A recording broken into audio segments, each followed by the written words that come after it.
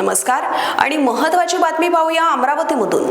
रेवसा येथील 2007 मधील पूरग्रस्त पुनर्वसन नागरिकांना अद्यापपर्यंत घराचे पैसे व नागरिक सुविधांना लाभ न मिळाल्याने डॉक्टर बाबासाहेब आंबेडकर चौक ते जिल्हाधिकारी कार्यालयापर्यंत मूक मोर्चा व जिल्हाधिकारी कार्यालयात बेमुदत ठिय्या आंदोलन करण्याबाबत प्रहारच्या वतीने जिल्हाधिकारी यांना निवेदन सादर करण्यात आले आहे। महत्त्वाची बातमी आपण पाहतोय।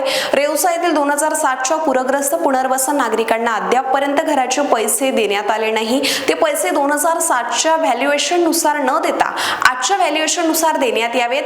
बेघर व गरजूंना जागा उपलब्ध करून देण्यात यावी। सर्व पूरग्रस्त पुनर्वसित नागरिकांना नागरी सुविधांचा लाभ देण्यात यावा। मंदिर, मस्जिद, बुद्ध विहारासाठी जागा आरक्षित करण्यात यावी। जागेचा 8A नावाने घेण्यात यावा। 7/12 तयार करून देण्यात यावा। त्याचबरोबर पूरग्रस्त सुटलेले नागरिकांना यादीत समाविष्ट करण्यात यावे।